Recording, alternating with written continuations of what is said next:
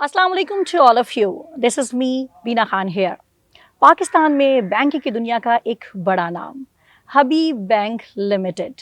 हबीब bank limited का नाम पाकिस्तान की एक पहचान भी करार दी जा सकती है। और जनाब, ये सिर्फ नाम नहीं है, ये सिर्फ बैंक नहीं है, ये सिर्फ इदारा भी नहीं है, ये सिर्फ पाकिस्तान की पहचान ही नहीं है, बल्कि पाकिस्तान की आवाम और बैनुल-अक़वामी दुनिया के एतमाद का एक इजहार भी है। हबीब बैंक लिमिटेड ने पाकिस्तान बनने से पहले और पाकिस्तान बनने के बाद जो खिदमात सरअंजाम दी वो किसी से भी ढकी छुपी हुई नहीं है।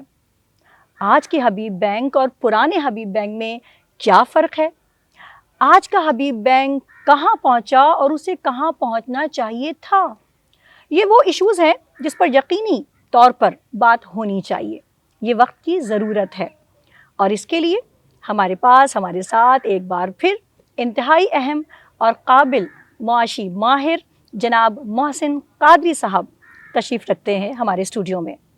हम चाहते हैं कि हबीब बैंक के हवाले से हबीब बैंक ने जिस तरह तरक्की के मनाजिल, जिस तरह के दर्जा बदर्जा तरक्की के मनाजिल तय किए हैं, उन तमाम मनाजिल के हवाले से इनकी क्या राय है और वो क्या समझते हैं कि हबीब बैंक क्या था और क्या होना चाहिए था और इस वक्त कहाँ है और उसने कितनी कामयाबी हासिल की।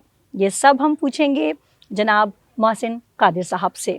तो आइए स्टूडियो में वेलकम करते हैं जनाब मोहसिन कादिर साहब को। बहुत शुक्रिया आपका, आपने मुझे यहाँ पे मदऊ किया एक अहम इशू पे, एक अहम बैंक के मौजू पे जो है ज़ेर बहस लाने के लिए, एक अहम बैंक के। तो मैं बहुत ममनून हूँ आपका। अच्छा देखें, मैं HBL के हवाले से इसको 3 अदवार पे मुश्तमिल एक दौर है HBL। तो मैं थोड़ा सा आपको एक तफसील बताता हूँ इसकी। बिल्कुल। HBL देखें 1941 में इसका जो है वजूद अमल में आया। ठीक है। अच्छा, पहले हमारा जो एक दौर है ना, वो था कंजर्वेटिव बैंक।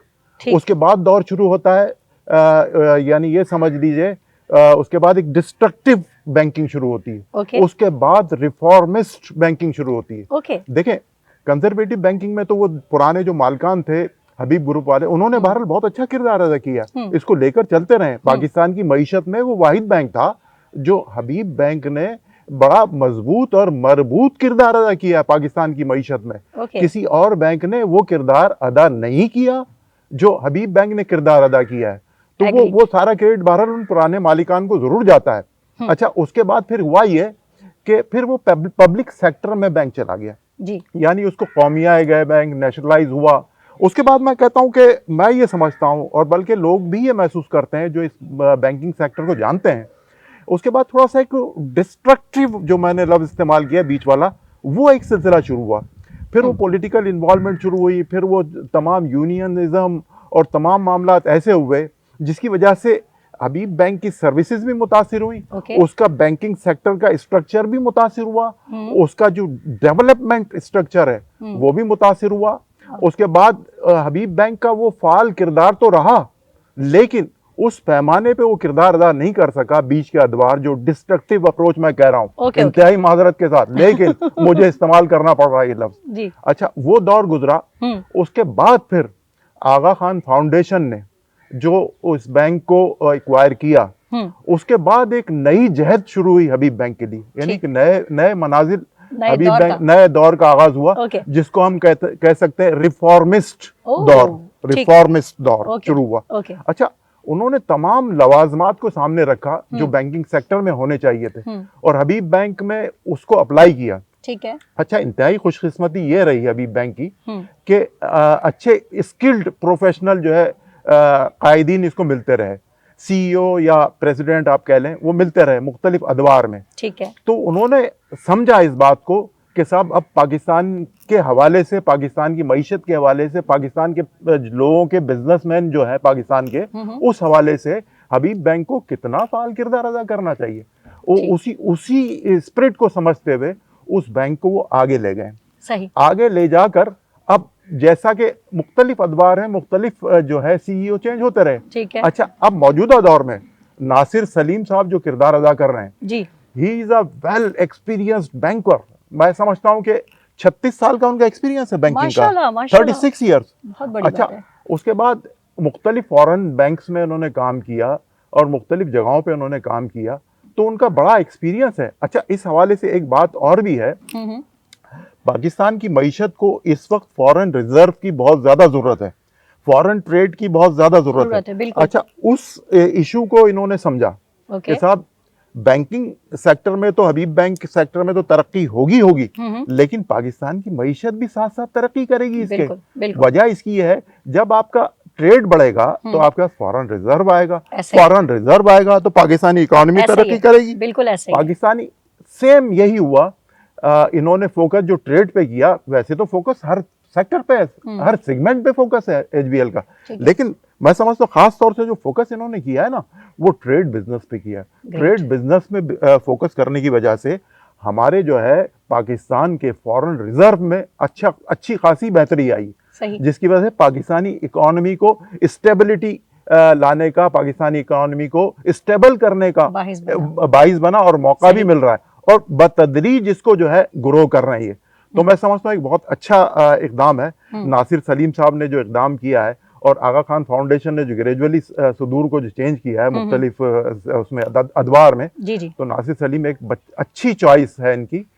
इन्होंने मार्च 2024 में जो है वो बैंकिंग का जो है चार्ज संभाला एज अ CEO। तो उसके बाद से बतदरीज बैंक जो है वो तरक्की के मनाजिल तय कर रहा है, in term of trade business जैसा मैंने पहले बताया, इन टर्म ऑफ डिपॉजिट, जिसमें करंट डिपॉजिट पे भी फोकस बहुत ज्यादा है। करंट डिपॉजिट देखे बैंक का ऑक्सीजन है, सही। करंट डिपॉजिट पे जो फोकस इन्होंने किया है ना, वो बैंक को ऑक्सीजन मिला है। अच्छा, उसके अलावा ओवरऑल डिपॉजिट में भी बैंक की पोजीशन पहले से कहीं बेहतर हो गई। सही। अच्छा, इसके अलावा बैंक का जो दूसरा ऑक्सीजन है, हाँ। बल्कि मैं तो इसको समझता हूँ बहुत ज्यादा है, वो है बैंक का प्रॉफिट। अच्छा, बैंक का प्रॉफिट जो है आप अगर देखें तो इस वक्त एनालिसिस करें, 41 बिलियन से ज्यादा बैंक का प्रॉफिट इस वक्त हुआ है, नेट प्रॉफिट, यानी तमाम टैक्सेस वगैरह निकाल कर 41 बिलियन प्रॉफिट जो है इस वक्त प्योर प्रॉफिट इस वक्त स्टे कर रहा है बैंक। तो एक ये समझें कि एक वो है इनकी एक आगे जाके एक बिलिंग है, और एक समझें कि एक अच्छी कोशिश है कि साहब इस तरह प्रॉफिट को भी ग्रो करें, पाकिस्तान की मईशत को भी ग्रो करें, और हबीब बैंक को भी ग्रो करें। तो मैं समझता हूं कि आगा खान फाउंडेशन को इसको बहुत बड़ा क्रेडिट जाता है कि साहब इन्होंने जो है जिस तरह चूज करते रहे मुख्तलिफ जो है CEO को, तो उन्होंने बहरहाल इनको भरपूर एतमाद देते हुए और बैंक को तरक्की दी, साथ साथ मुल्क की मईशत में भी तरक्की करने में बड़ा अहम किरदार इन्होंने अदा किया है। जी व्यूअर्स, आपने हमारा प्रोग्राम देखा और आप राय ज़रूर दीजिएगा, क्योंकि आपकी जो राय है वो हमारे लिए बहुत इंपॉर्टेंट है कि आपको प्रोग्राम कैसा लगा, या अगर आप चैनल के हवाले से कोई और मज़ीद हमें कुछ आइडियाज़ देना चाहते हैं या कुछ और देखना चाहते हैं तो कमेंट बॉक्स में ज़रूर लिखिएगा। और चैनल को अगर सब्सक्राइब नहीं किया है जनाब तो फिर कर दीजिए चैनल को सब्सक्राइब, ताकि हमारी जो और आगे आने वाली वीडियोज़ हैं वो भी आप लोगों तक आराम से पहुंच जाएं। बेल आइकन को दबाना नहीं भूलिएगा, ठीक है। तो अब तक के लिए बस इतना ही। बीना खान को दीजिए इजाज़त। अल्लाह हाफ़िज़।